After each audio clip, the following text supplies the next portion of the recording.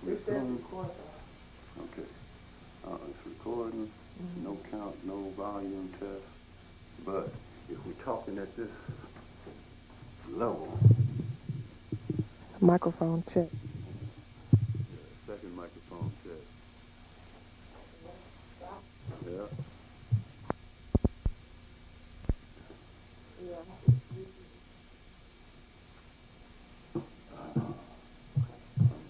You ready? Yeah, I'm ready. Okay. So, as you know, my name is Winter Jackson, and I'm a student at DePaul University College of Law, and as a part of our U.S. Law class, we're to do community-based service learning, and through interviewing ex-inmates as part of the C Numbers campaign, we are to understand more intimately your experience as an ex-prisoner and perhaps find out how racism played a role in that, but above and beyond in terms of the C Numbers campaign, how your life experiences have changed before, during, and after imprisonment. Okay. All right, my name is James Sale. Technically, I'm still a C member. Okay. I'm on parole, and I'm still under the custody of the Department of Corrections. So I agreed to participate in this program because I think it will help everyone, but maybe the Prisoner Review Board in particular, understand the need to reevaluate their perspective on C numbers or prisoners with indeterminate sentences who are still coming up for parole. I'm not going to say that everybody who's still in, that every C number, that every indeterminately sentenced prisoner should be out, but I think the vast majority of them should be out because from the ones that I know personally, I know that, you know, they're older men. They've definitely transformed themselves. They're no longer threats to society, and they can make positive contributions to society.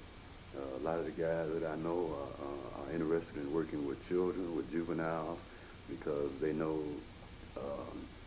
the lack of, say, role models or certain kind of mentoring that played a role in their imprisonment.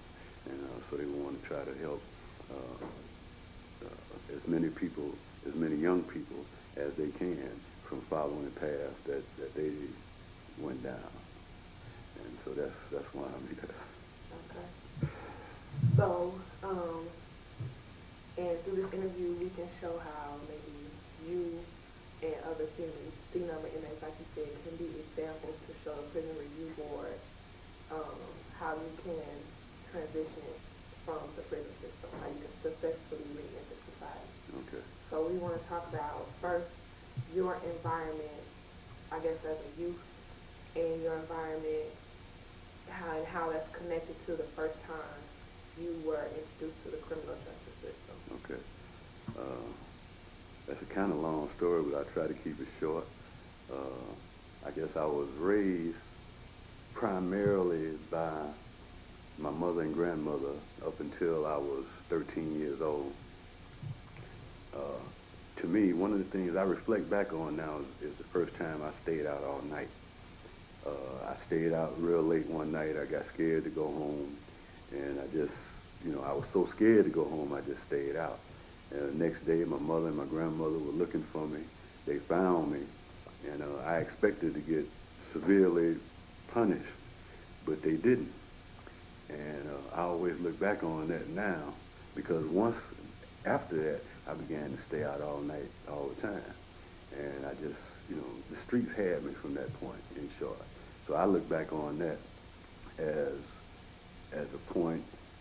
If I had have been severely punished, I don't think I would have followed the road that I did. You know what I mean? But I thought I got away with something, and you know, so that was shortly after that. It might have been that same summer. I got incarcerated for the first time. I was 13 years old.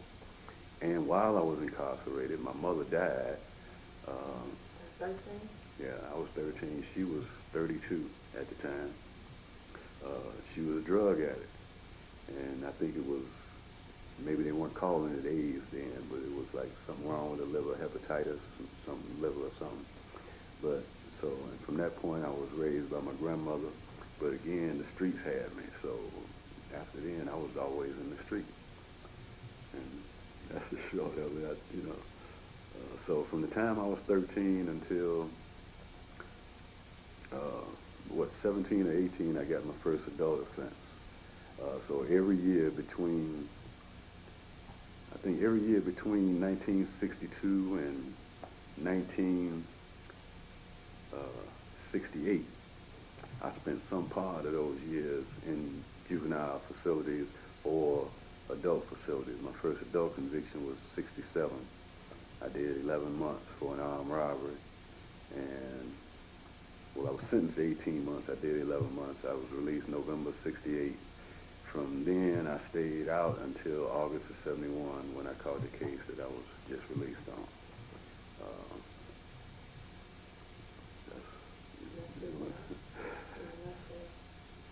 So what do you think could have happened when you were in and out ever since 13 that would have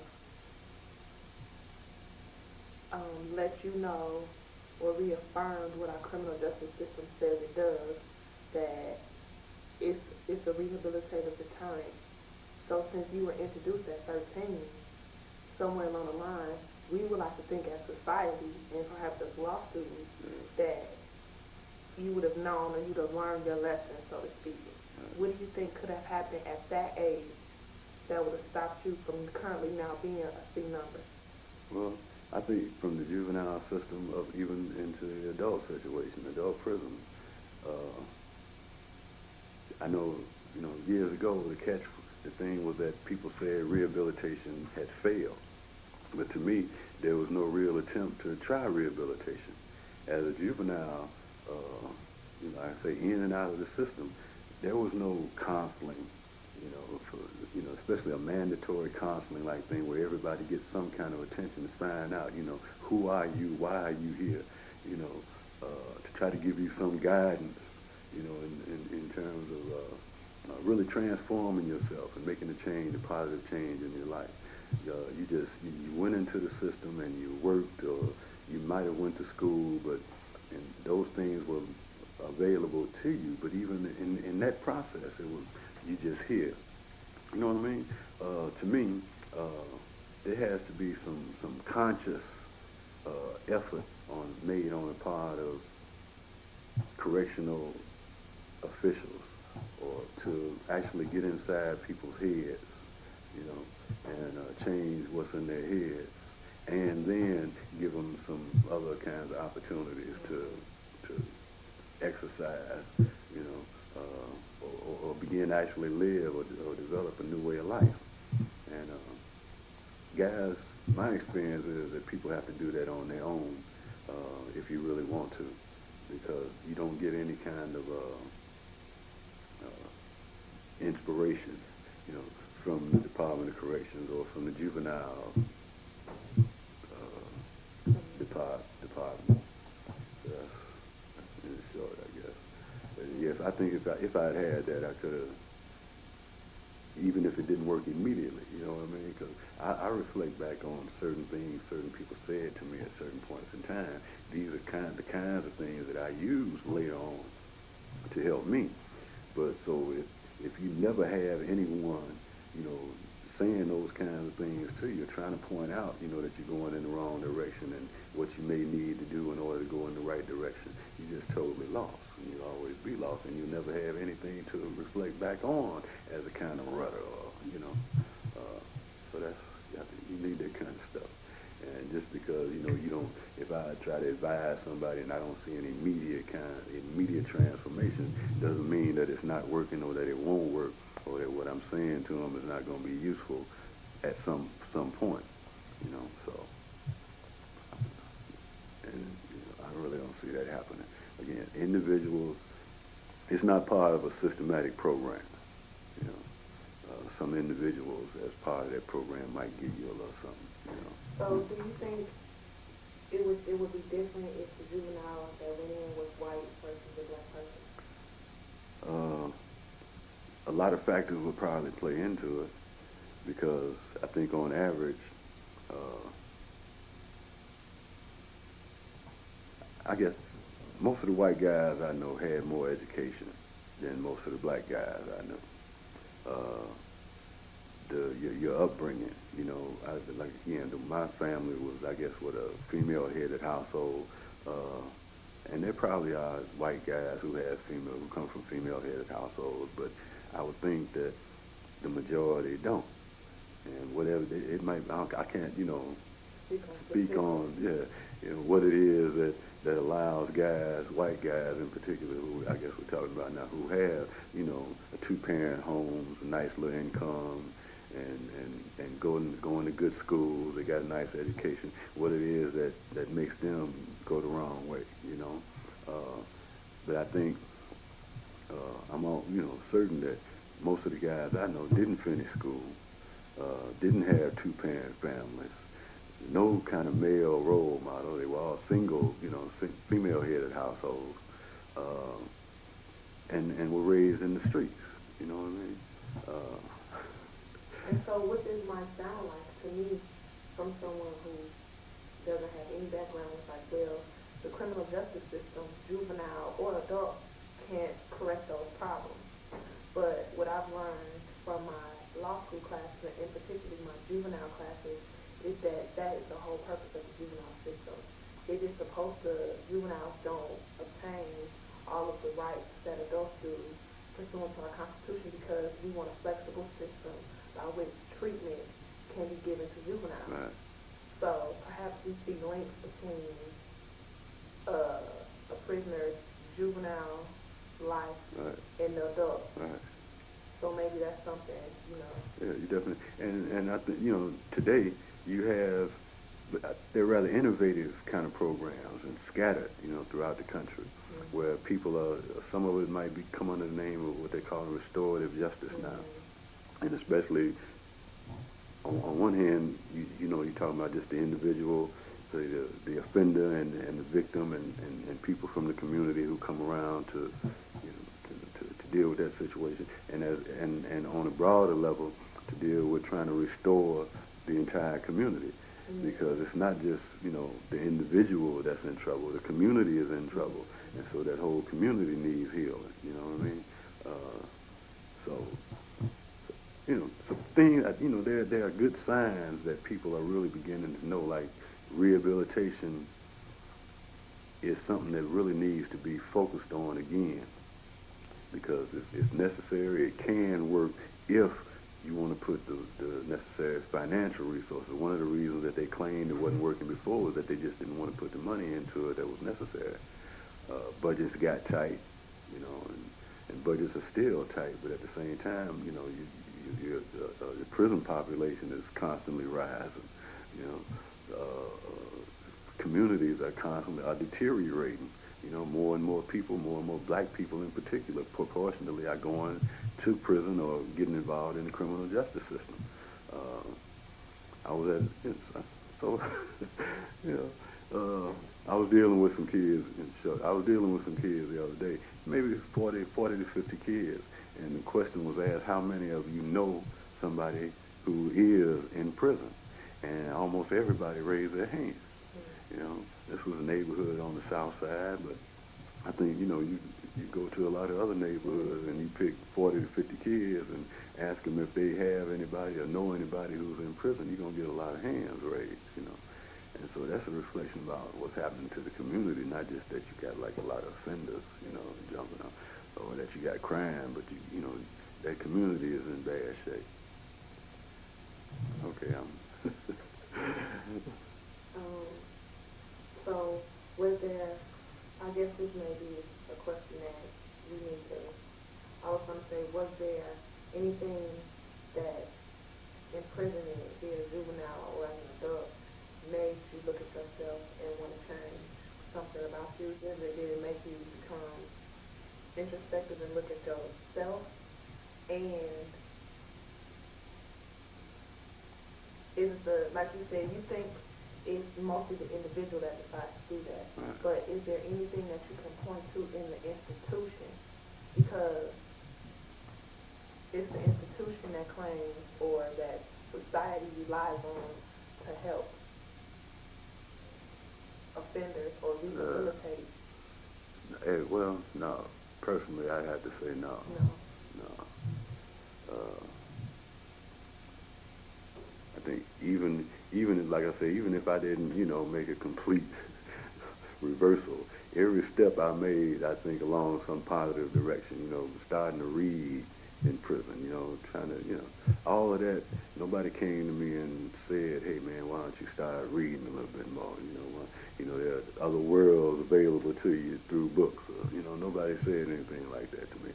Or if I picked it up somewhere, you know, it was outside of the institutional framework. You know what I mean? I might have been watching TV or something. Or I might have been reading something else, and that's what I was reading. They say, read more, and the world opens up to you or something, or new worlds open up to you or something. I was inspired by that, and then things I started to read.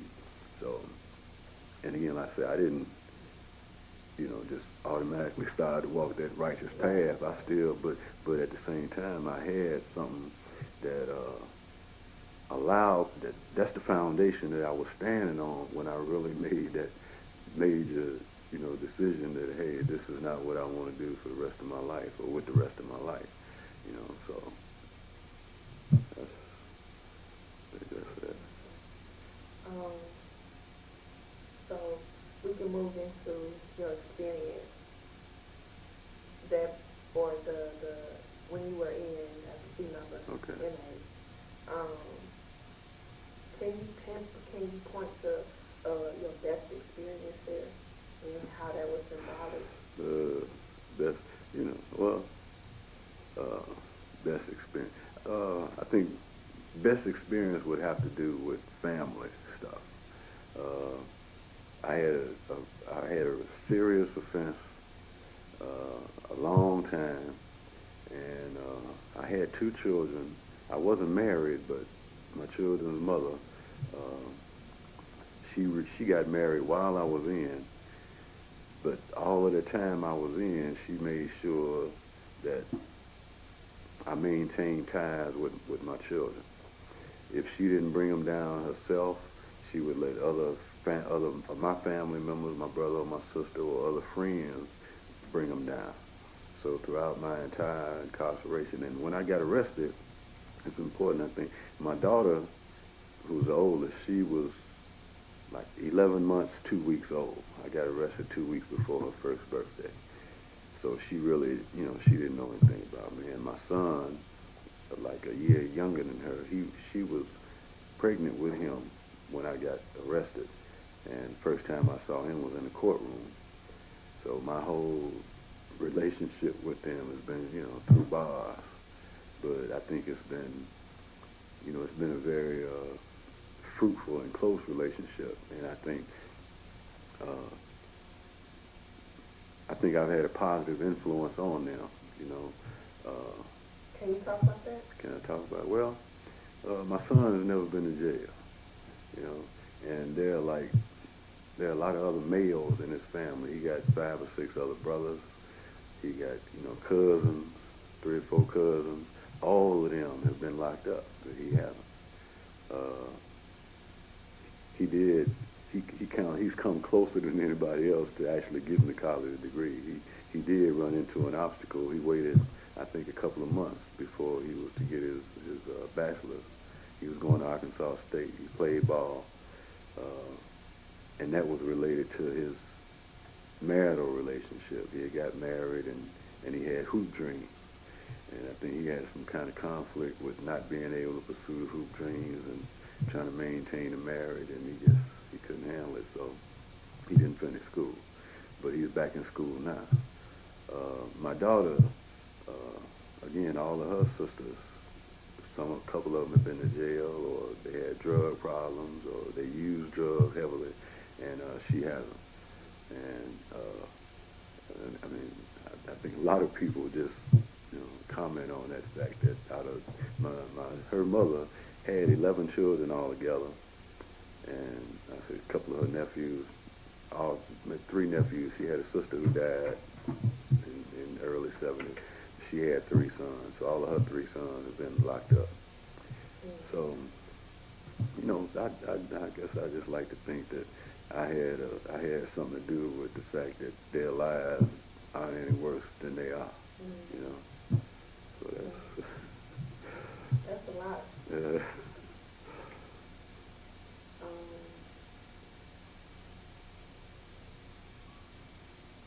Can you tell about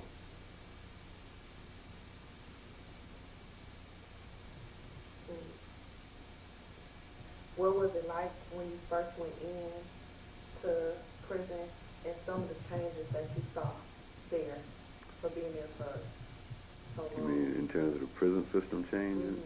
Oh, man. Or just No, it's not structural changes, but changes in terms of you just see progression or regression in just the systematic institutional thing. you know, you know, regression. You know, again, even though there wasn't a conscious. Here's the thing.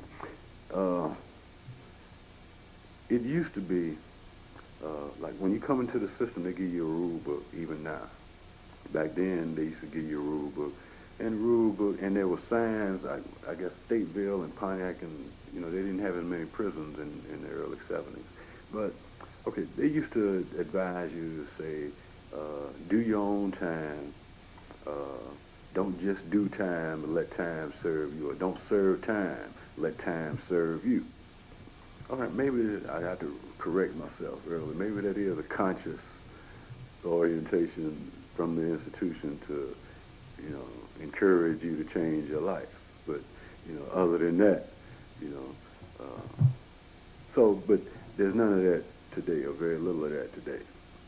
The kinds of programs that used to exist in the 70s have been discontinued. A lot of the schooling has been discontinued. So what changes did you see from in the inmates that reflected the changes in the institution? Oh, in the inmates. Less education, less programs, less schooling. And what did that mean for inmates? It means that they watch more TV and they play more basketball, and especially now, one of the biggest influences has been the move from indeterminate to determinate sentencing, because guys with determinate sentences tend not to have any incentive to change or to do anything. And so it's just they know when they're getting out, they know they come in, if I got, you know, whatever it is, 10, 20 years to do, very few of those guys actually try. Now they do, and again, we're talking on the system-wide level. Any joint probably has 2,000 to 3,000 people in it. So waiting lists for GED programs, vocational school stuff, any programs that are offered, that are still offered by certain institutions. And I'm not totally familiar with everything that's going on in all these institutions, but I know that a lot of them nowadays, they lock you up 16, 18 hours a day, and you know, so there's not a lot of room there for going to school or for, you know, attending any kind of vocational classes. You're just locked up, and that's the program. You know, I think they call it 18-6 or something. You know, that's what they do. So certain joints are like that, and certain ones like Dixon, where I left, still have something that people can get into if they want to. But so what I hear you saying is, through your 30s, about 34 years? 33 years, 7 months on this case. Yeah. Okay. 33 years in prison, you saw a regression in programs, educational programs. Right. So there was an incentive to better yourself because that may increase your chances of living. It's the same for the determinate and indeterminate. If I know I have 20 years, why participate in programs? Because I know regardless I'm getting out in 20 years. Or if the programs aren't even there, that's sort of a double whammy. Right.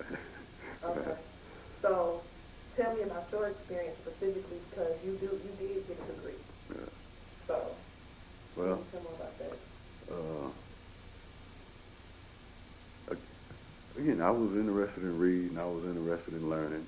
And when I caught this case, I was socially, politically active. And those were the people, once I got locked up in Pontiac, leaving Pontiac, or being in Pontiac is where I became politically conscious and active on some either a very naive kind of way. And I carried that outside, but it was like I still had one foot in the street, and was was trying to firmly plant this other foot, I don't know what's the opposite of the street, being proactive, and so it was that other negative influence pulled me, and which is and again, it's not ideally I could say I wish I had whatever was necessary to say, hey, I'm not going that way today, and to make a decision to go some other way. But, I did go that other way because I hadn't totally made the transition or stepped over the fence at that point. And that other influence was enough to pull me back. So once I did get in prison from this, I began to make the decision that I wanted to pull both legs over, even though it seemed that it might be kind of late.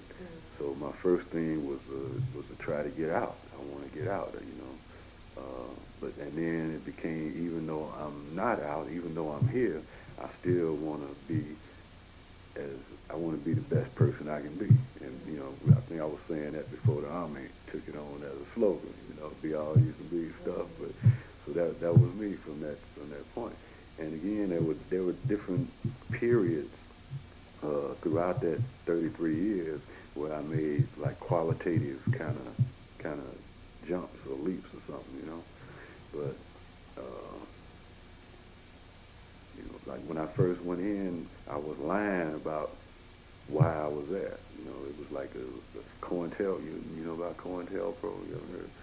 You got COINTELPRO is commonly linked just to the FBI. It's like a COINTELPRO is what an acronym for a counterintelligence program, and that was the FBI's program against Martin Luther King, Elijah Muhammad. They would spy. They would use wiretaps. They would try to discredit, organizations and individuals to try to undermine the civil rights movement or the Black Power movement and that kind of stuff. So, excuse me.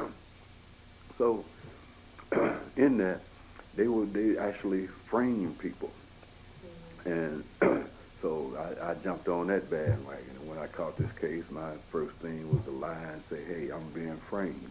Okay. I didn't do this. They set me up." So it took me a couple of years to get past that, and to really come clean with myself and with my family and with everybody else to say, yeah, well, I've been lying.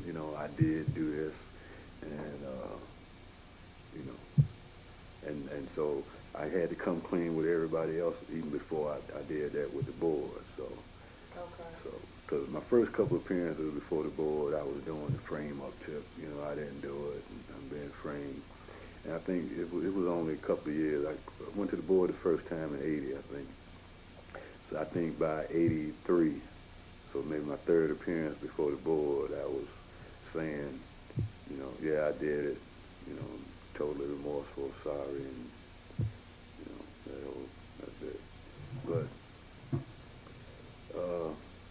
what inspired me had a lot to do with my children, because I didn't want, they getting older, and I didn't want to keep lying to them. They started asking me why I'm here, and so I didn't want to be lying to them, and I didn't want them. I thought that it would help them not follow that path. Not being honest. Right. So what I'm hearing and not blaming the system for taking responsibility for your own actions. Right. So coupled with programs and incentives and institutions, the individual, which the institution really can't make you do, it makes you be accountable for your behavior. It makes you see if you are guilty, that you committed the crime, and so let's move on from here. And that's where the true, I guess, rehabilitation comes into play. But that's a personal thing. However, if you want to do that, for example, let's say this happened a year ago, and this is at the point you were at, the institution does not provide you with any outlet by which to get to that point. Or okay, well look. so when you got to this point, where there are programs, you need some water? No, just maybe I'm cool. Okay. But where there are programs that you can take advantage of with your new mindset.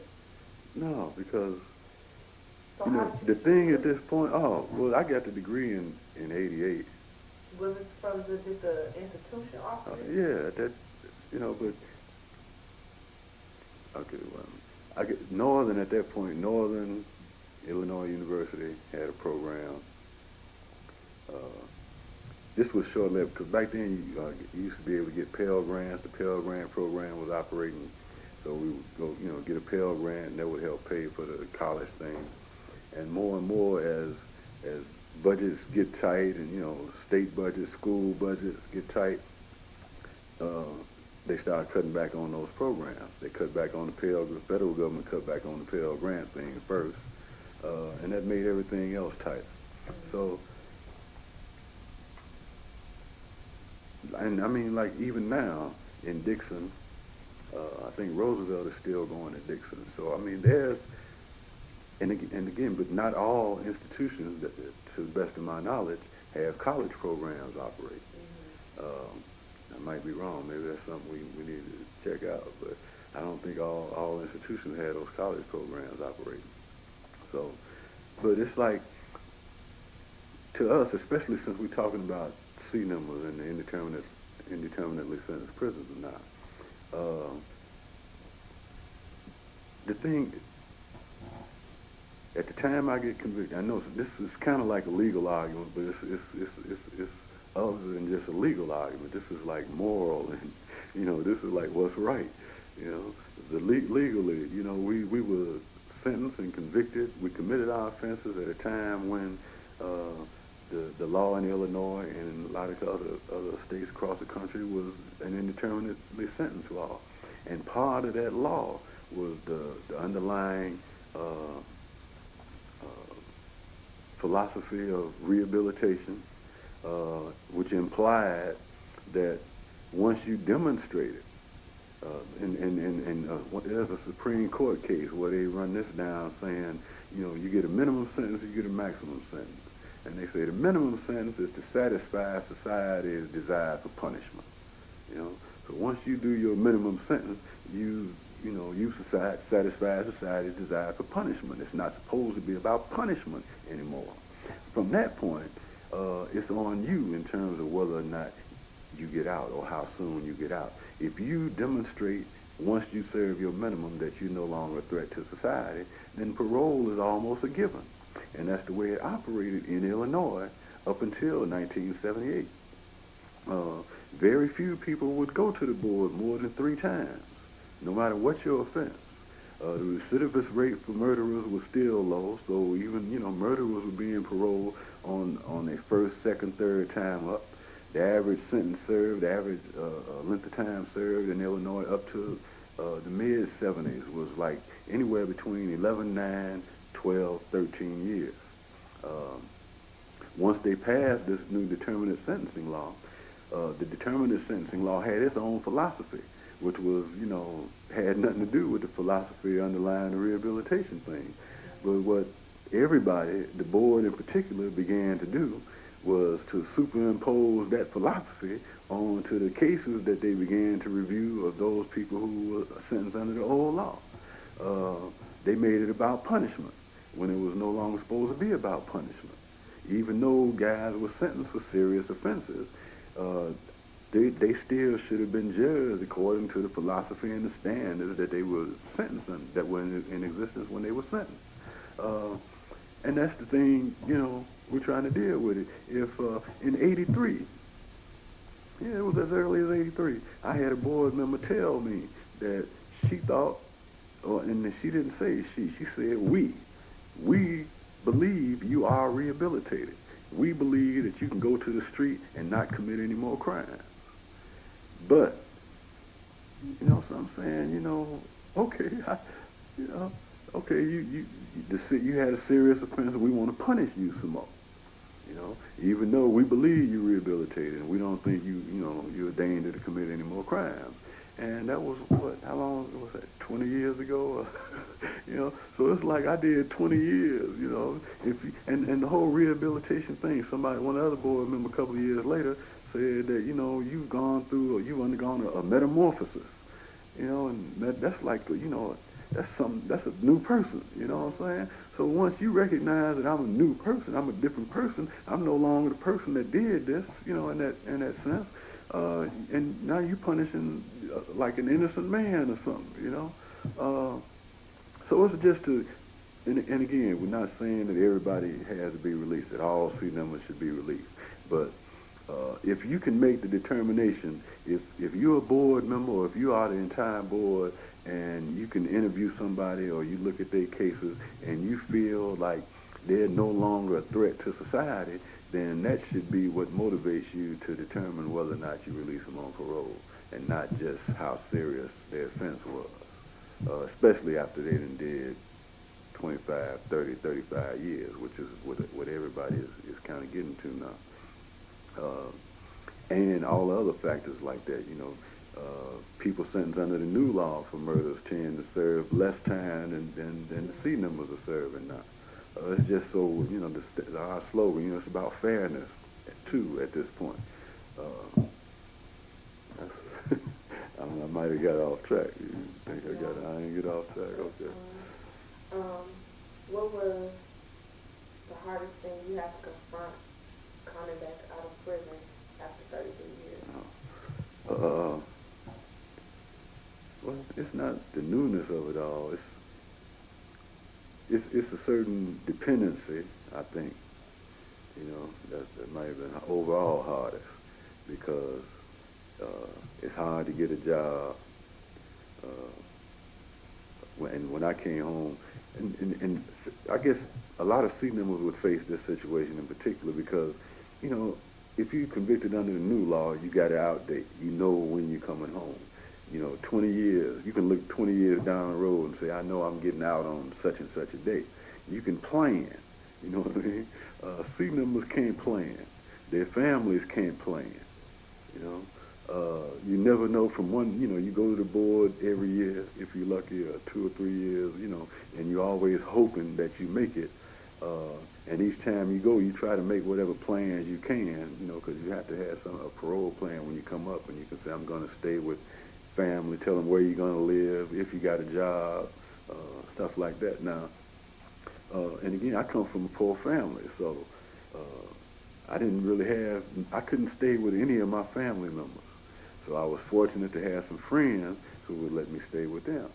But a lot of other guys are kind of like in that situation there. I mean, they get out, they might, if they stay with family, you know, they're sleeping on the couch or they're sleeping on the floor. Or, you know, it's not, you know, it's not an ideal living situation that they're going to. Some guys come out with jobs waiting for them. Not everybody does. Some guys get out and can find jobs through a little network. There's kind of like a relatively informal kind of network among a lot of C numbers, because lots of C numbers have got good jobs and good positions and know people. There's a little network going. And so if you can hook into that, you might be able to find something relatively easy. But coming right out of the joint, and even, you know, the stuff that they give you when you come out, you know, a parole officer gave me a referral slip to check out 2 or 3 places, and I went to those 2 or 3 places, and when I got there, those 2 or 3 places, especially the Safer Foundation, they said, we can't do nothing for you, which I couldn't, you know, understand. But so, you know, I mean, it's hard, you know, and other kinds of preparation. Guys under the new law, they got what they call a pre-start program. A couple of months before they get out, they go into this program that lasts a couple of weeks. They tell them about ID and where they might be able to go for job referrals and housing and clothing and other kinds of services that might be available. We don't get that. We don't get a pre-start thing. And again, because, you know, we go to the parole board. If we find out we make parole, we might leave as early as the next day, you know, relatively soon, but we don't get a pre-stop. So that's one of the things people out here are doing now, trying to put together some resources for, you know, ideally, people should have that kind of stuff. They should have a little resource manual coming out of the door, you know. But so yeah, that, you know, that certain dependency, the newness of things, uh, you know, buses talk. You know, I heard one guy said buses talk, and the city has changed. You know, this is not the city that I knew when, you know, this is not the city that existed when I left. So I got to get used to the city all over again. And people talk to me about, you know, you go to here and you go there, and they expect me to know, you know, what they're talking about and where I'm going and where these places are, and I don't. So I've been using maps a lot, you know. You know, I think that's, and social kind of stuff. Uh, Talking on one hand, I guess but it takes me a while in crowds, because I tended, especially the last couple of years, I tended to spend a lot of time in my unit or in my cell, and so dealing with crowds is kind of, you know, kind of strange. And there's like if you do a lot of time, I think if you do a lot of time, and especially if you're trying to stay out of trouble, that means that you have to suppress a lot of yourself. You know, you have to, I mean, if you're dealing with a correctional officer or some other person in authority, uh, you know, because the rule inside, you know, the officer is always right. You know, no matter what he says, you know, you're supposed to follow his instructions, and then, if, you know, later on, you're supposed to have an opportunity to challenge that. But, you know, if somebody tells me to do something and I know it's wrong right at that point, I run the risk of getting a ticket, you know, getting in this incident report or something, you know, simply if I just speak my mind about that. Because that officer, he can just not like the fact that I spoke up, you know what I'm saying? And he can lie, and then it's my word against his, which most, I mean, yeah, a lot of tickets, very few officers write tickets and describe the incident exactly the way it happened. That's my experience, you know, so they always embellish. And so, but I mean, if you go for a long time doing that, you bring that out here with you, you know.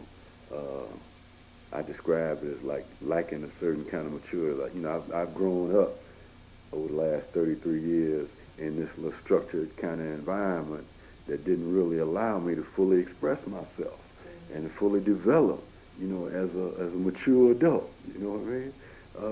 So I'm coming out here now, and so that's I think that's part of that kind of dependency thing, you know. You know, so the way you deal with, I might still tend to deal with authority figures in that certain kind of way, still suppressing myself. And I don't mean anything violent or, you know, but just I might hesitate to speak my mind, you know. So I think that might be systemic, you know, characteristic of a lot of guys, you know, who've doing a lot of time. And again, not everybody, I don't think, but, you know, because there are guys inside that I used to admire because they could always speak up, you know, but I didn't, you know, my thing was to avoid trouble at all costs, all kinds of trouble, especially because, like with the board, the thing, you know, I don't want to give the board any excuse for denying my parole at any point in time. So I don't want to have to go out there and they say, oh, well, we're going to, you know, deny you this time because you got 2 tickets last year, you know, so I don't want no tickets. Yeah. So that was my thing. Are you more comfortable outside now, or are you still adjusting? I'm still adjusting, but I'm also more comfortable, you know. So what progression have you seen? I give an example when it was really itchy, and now you feel more comfortable. Well, I got a part-time job, and I'm working with people around this guy's case. The guy got a death penalty case in Indiana, so doing that kind of work is kind of stabilizing and aids with the transition, because it's another kind of responsibility and different level of interaction with people. The work is beginning to allow me to save some money. You know, ideally not as much, but to save some money, because I'm still staying with friends, but at one point, you know, I got to find a place of my own. A friend of mine has let me offer the use of his car, you know, so I went and got a driving permit, and I've been, you know, practicing my driving, so at some point, you know, relatively soon, I'll have my license, and I'll be able to get around more on my own, you know. That's real good, especially if I'm doing a lot of stuff. You know, you need your own car. I need my car, you know. So, what are some of the accomplishments and things that you've done since you've been out? Since I've been out? Man. Let's stop and pause for a second. Okay.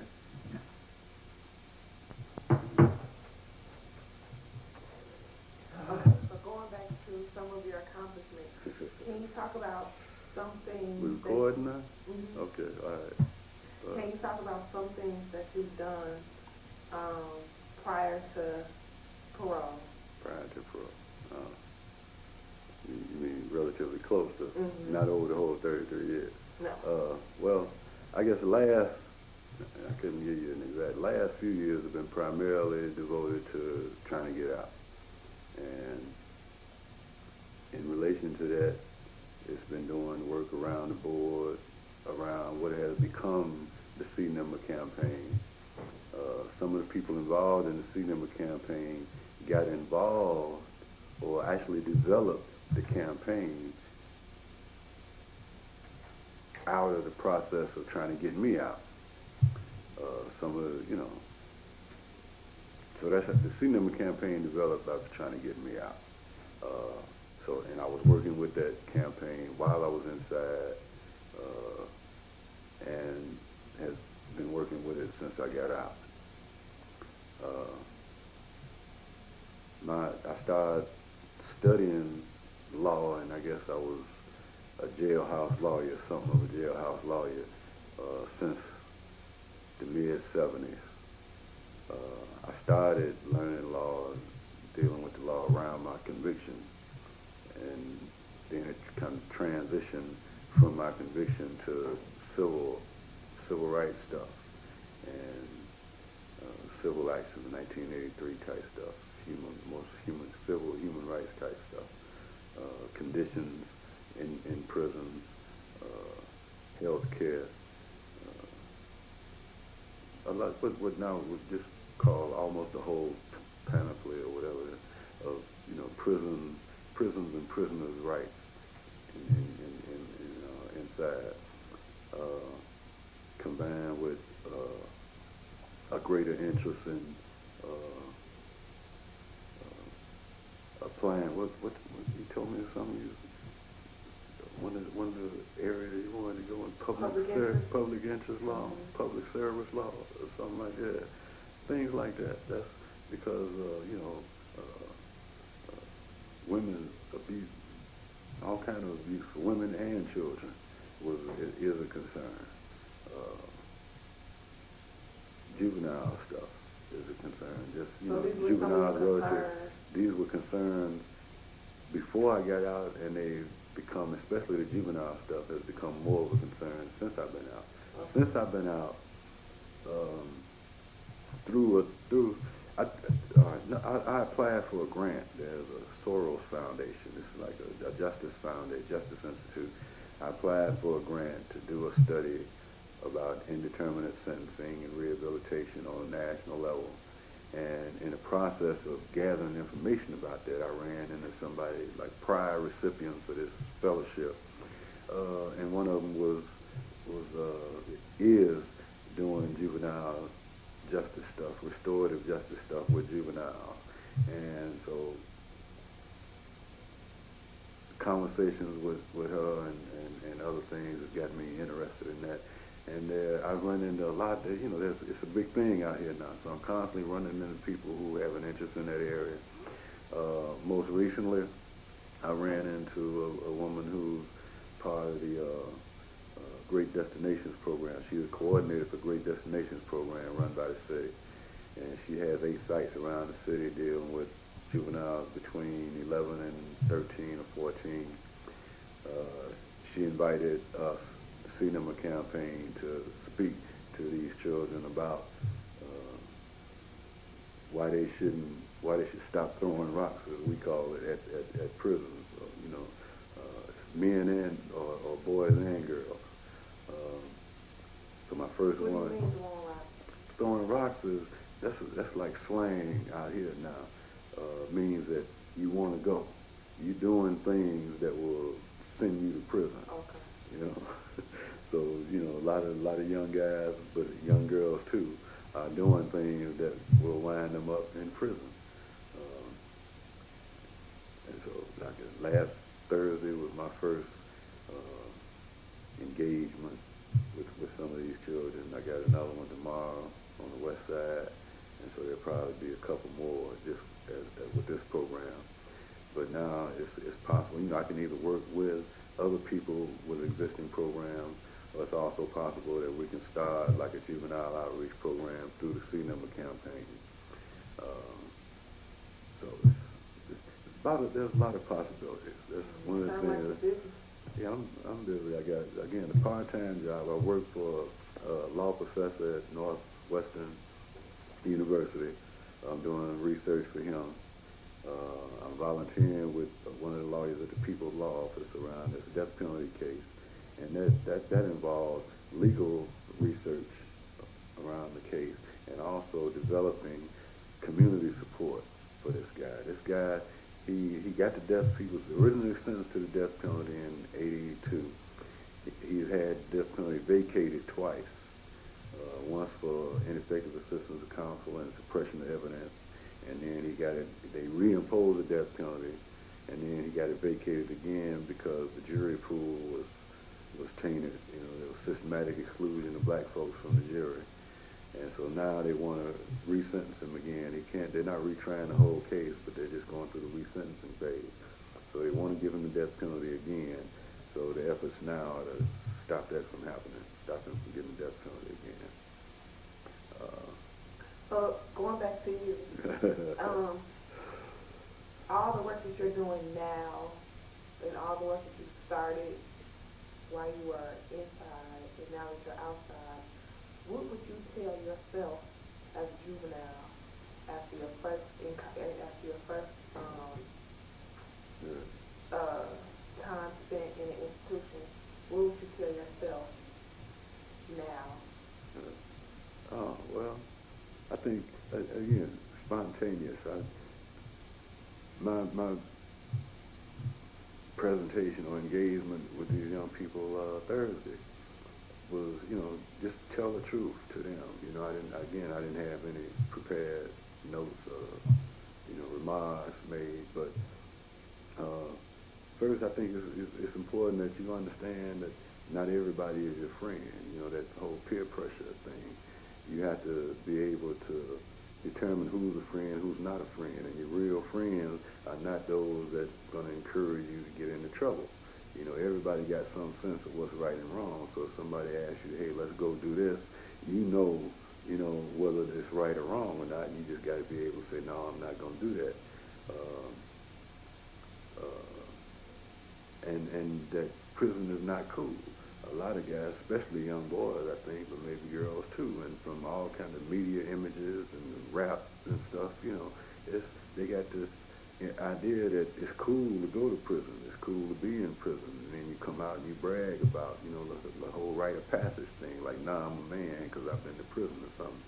And so you get into that, you know, there's nothing cool about being in prison, and there's no way, no reason whatsoever that justifies going, you know, especially if you just out here running the streets and doing stuff you know you ain't got no business doing.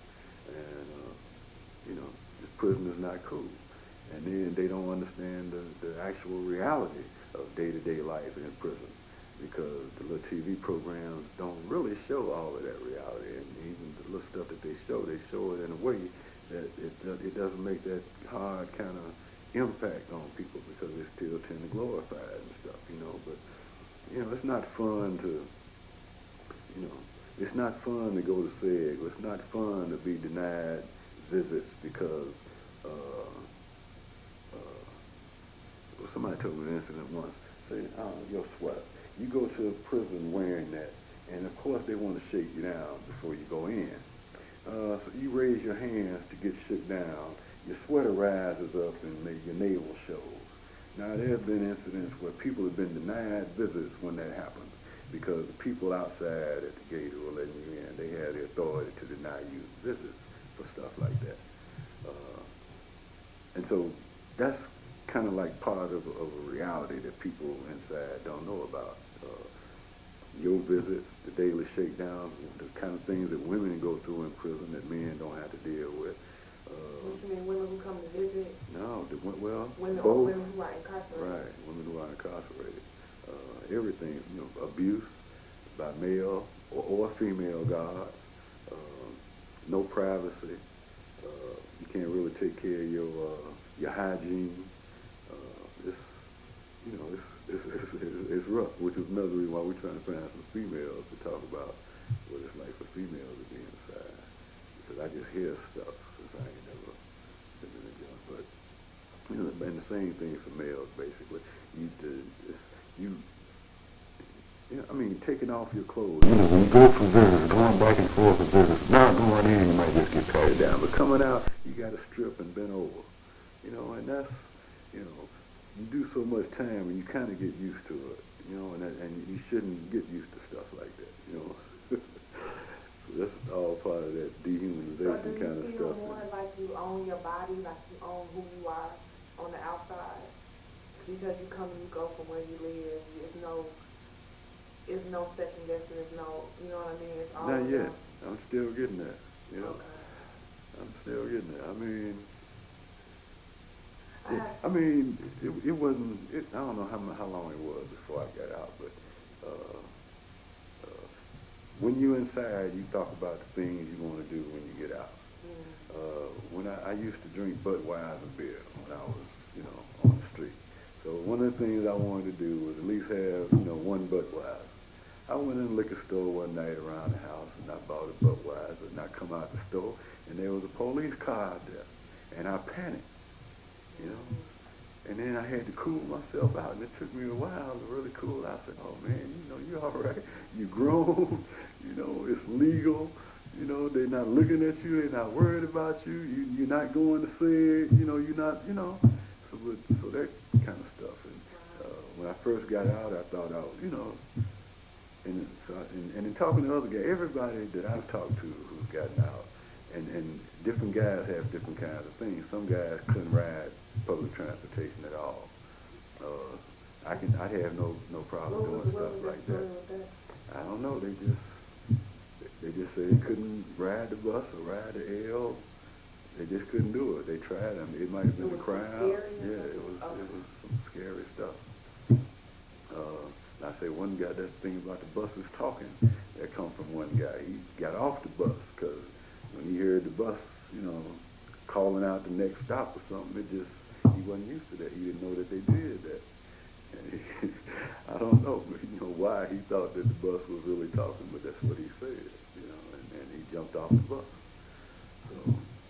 So I mean, that was then. He might ride the bus now once people like, hey, that's, So again, different guys have different kinds of things that they go through, I think, depending on, who they are and, like how long they've been locked up, where they were locked up at, kind of things they were doing while they were inside. So on one hand, you got to kind of, look at the individual thing. Certain kind of you can generalize that everybody coming out, especially if they've done long, if they've done big time, everybody coming out is going to need, 2-3 years to get more or less fully adjusted to being outside, I'm like 6-7 months now, and in a way, it's like I constantly feel tension. Like you say, I'm doing a lot of stuff. I feel that all the time. That's the tension I feel most. Doing a lot of stuff and the need to sit down a little bit. sit down. You know what I mean? So it's just how to keep doing stuff, but not overwhelm myself with stuff. So that's a lot of stuff I want to do. You know, so I just got to pace myself and be a little bit more patient and all that. So. Just as you gave advice to youth, what advice would you give to C numbers who are seeking parole? Because you had a lot of assistance, and you had the C numbers campaign, which evolved out of Fighting for Youth, which is now a larger organization. What about men who don't have that? What can make their fight easier? And taking that a step further, the second piece will be, what about men who don't have friends like you have who will help them re-enter and have a place to stay and things of that nature? Well, let me see, about two parts. First part is, part of what the campaign is doing is trying to make everybody aware of what process they should begin to use to try to influence the board to give them parole. And that's everything, my experience was I spent a lot of time talking to whatever board member was interviewing me because I wanted them to know who I was and not who that person was that they were reading about in that file. So over the course of years, you began to, convince people, I think, that you're not that person in the file no more. And they have to be convinced that, and it's not just, to me, it's not just a matter of, getting a college degree and, going to vocational school. I mean, you can do all of that stuff and still be a devil, you know what I mean? So, and you don't have to do all of that stuff and you can be an angel, so you have to know who the person is. And so that's my thing, is that guys going to the board have to show the board who they are.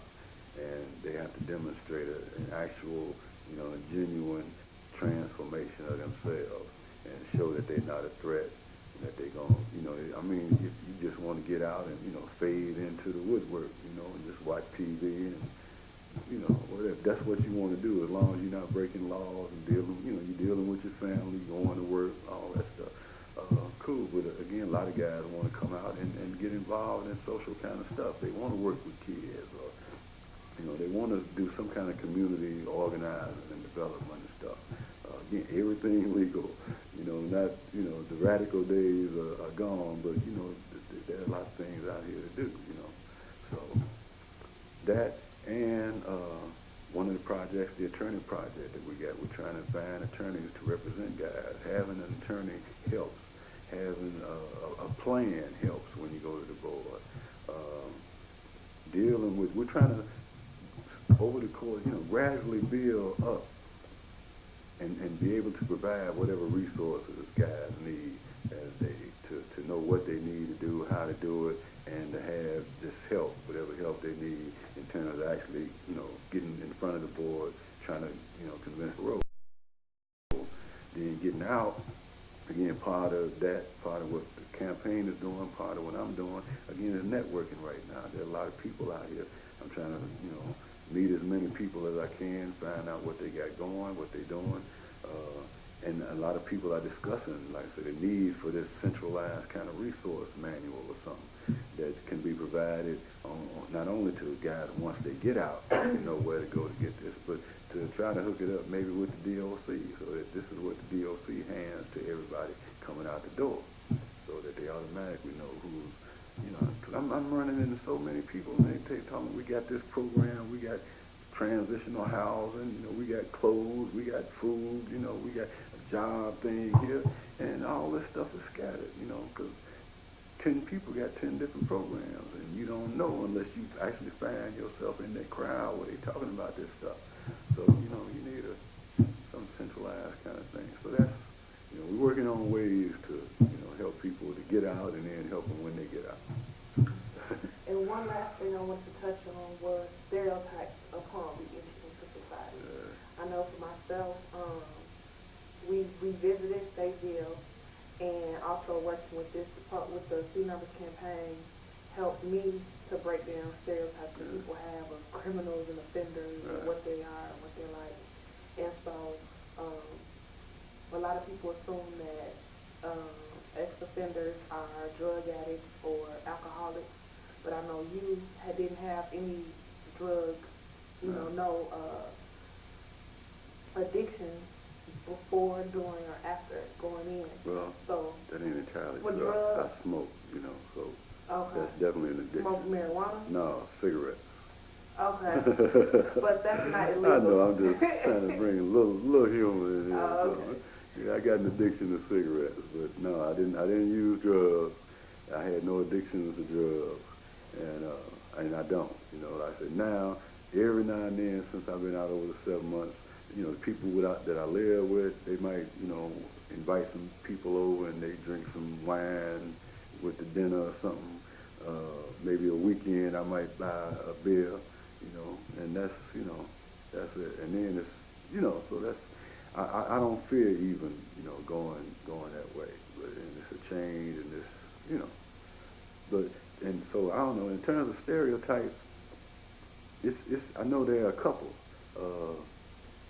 And I might have run into some two or three times, but unless people say something to me directly, I don't, I try not to deal with it.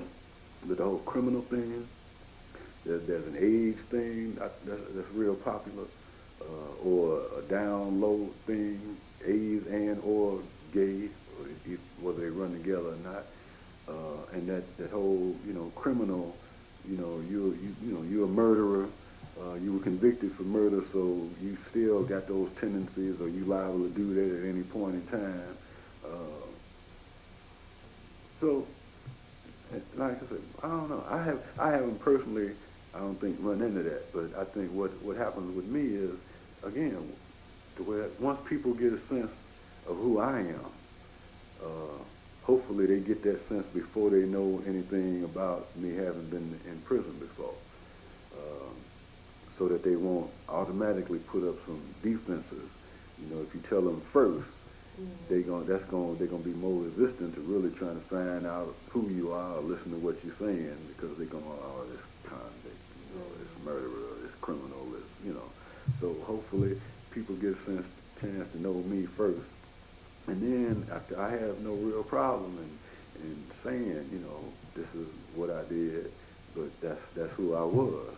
That's not who I am, so.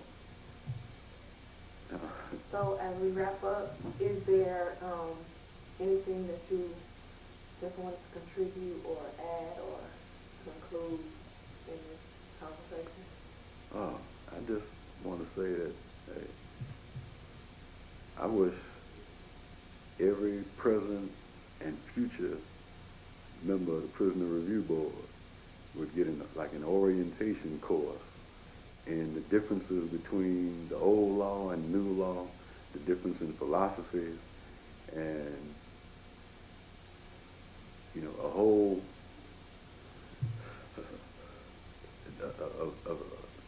an agenda of things, a program to learn, so they would begin to look at each individual, like they say they look at each individual case, but they do and they don't. And apply each individual case to the applicable law. Right. Use the standard that was in place when the guy got convicted, and not the standard that's been superimposed after everybody want to get tough on crime and bring in the retributive justice and all that kind of stuff. And now look at the fact that this person may have changed. Right. And again, it's no longer that. That's like the main criteria. If you're looking at somebody that you really believe that they're going to commit another crime, if you can't be confident in that, okay, cool. But they're looking at people that they feel confident in terms of, well, I know this guy, I believe this guy. I don't think that this guy will go out and commit another crime. If that's how you feel, let him go. That's it. Okay. So I appreciate your time, James. Yeah. All right. Okay. Thank you.